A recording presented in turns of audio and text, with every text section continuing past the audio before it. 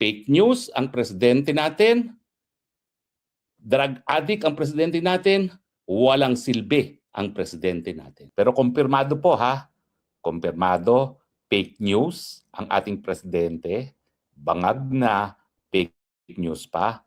Mas lalong fake news yung kanyang spokesperson na talaga namang queen of fake news.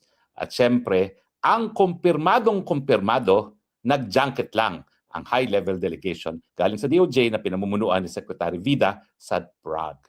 Nakita nyo naman nakapagdasal sila doon sa Santo Niño de Prague. No? Alam naman, yan talagang nais puntahan mga Pilipino. At I'm sure dahil nagpunta sila doon, nagpunta na rin sila doon sa Old Town District, nandoon yung Charles Bridge at nandoon yung astronomical clock. At sigurado ko dahil nandoon na naman sila, dinala pa sila ng ating ambassador doon na talagang nagyayaya naman sa mga Philippine officials doon sa Prague Castle.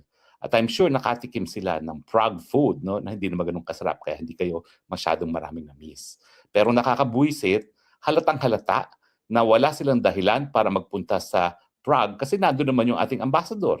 It's not as if wala tayong mission sa Czechoslovakia at alam niyo naman, maski ang ambassador ay hindi sekretary, pareho lang sila ng estado dahil ang ambassador ay alter ego ng presidente doon sa kanyang diplomatic post. So pareho lang silang alter ego ng presidente. So halos pareho ang kanilang rangko, bagamat career itong ambassador natin dyan sa Prague. No? At hindi naman kinakailangan na magdala pa ng katutak na tao. Alam niyo ba ang balita ko? Ang balita ko rito, hindi ko alam kung lahat sila ay tumuloy ng Prague. Pero napakalaki ng delegasyon na nagpunta dito sa Austria. At ang pinag-uusapan naman nila ay yung mga employment opportunities dito. No? Pero marami daw doon, ang total na nag-attend dito sa Austria ay 70 delegates sa panahon na nagtataasan ng presyo ng pagbiyahe via airlines. No?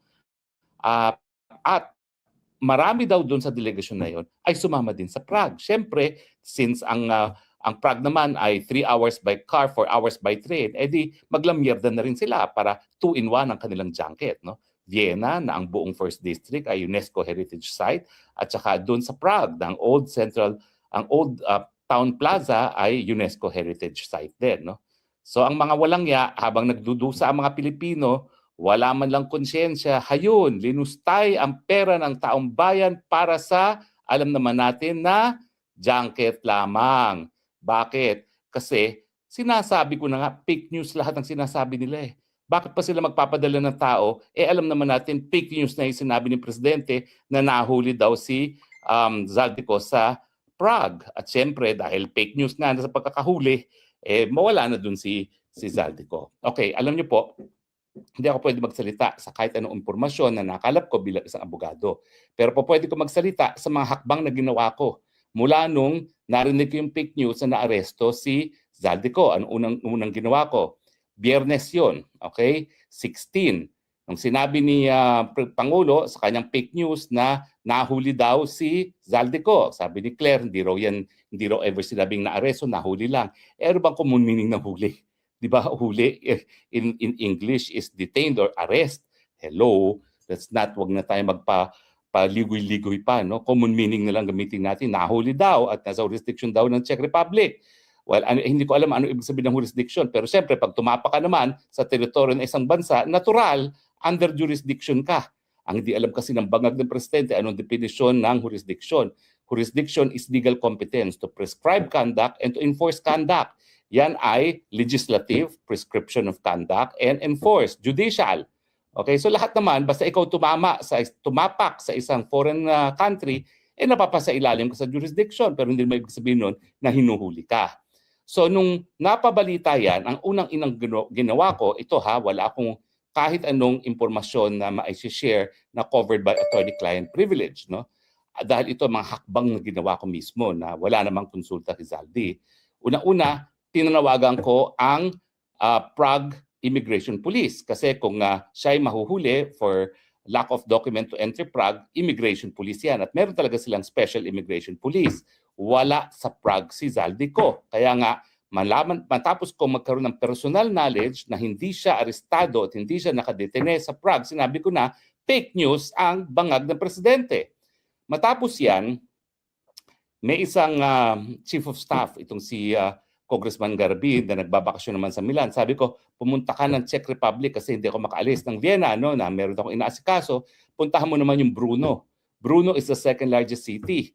Kung wala sa Prague, baka nasa Brno. Pinuntahan niya.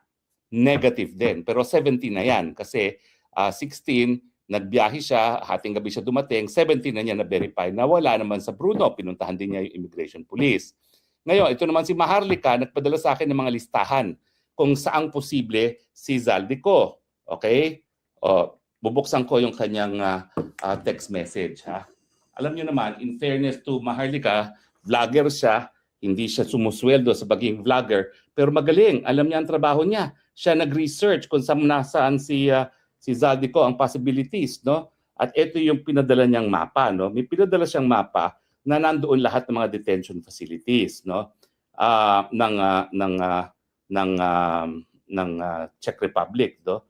At meron doon dalawa pinakamalapit sa Germany. So kung sabi nila ay galing sa Germany, natural, most likely nandun siya sa isa sa dalawa na Germany, no, na malapit sa Germany. Binubuksan ko lang, ito, ayan, ito yung pinadala sa akin ni Maharlika, ha. Ito, ayan. Sana makita nyo, no? Ang pinadala sa akin ni Maharlika ay ito. Ayan, okay? Ewan ko kung makikita nyo to, ha? Subukan nyo lang na makita. Ito ay mapa. Mapa ng mga detention facilities para sa mga foreigners na illegal ang pagpasok sa Czech Republic, no? So ano itong mga nakasulat dito? Ang nakasulat dito, mga detention facilities, syempre Prague and Brno. Pero dahil ako personal kong nalaman na wala siya sa Prague at personal naman nalaman ng Chief of Staff ni Congressman Garbi na wala rin siya sa Brno, ang natitirang mga lugar na lang actually ay 3. Pero yung 3 kasing yellow ay accommodation center. Chances are hindi siya dadalhin doon. So kung aalisin mo yung mga yellow, ang natitira lang talaga ay 3. So si Maharlika gave us a clue na 3 lugar lang siya meron. Ang 2 pinakamalapit sa Germany ay Balkova at saka Bela Chezova. Tapos yung isa pa, malayo sa Germany, pinakamalapit is Linsky Loti, pero malapit na yan sa border ng Slovakia. So obviously, dadalawa lang yan. Anong ginawa ko? 17 ng umaga, Friday, nakipag-usap ako sa abogadong Czech, Vice President ng European Bar for Criminal Law, at sabi ko, pwede ba ikaw na maghanap? So on Friday, tinawagan niya yung prosecutor.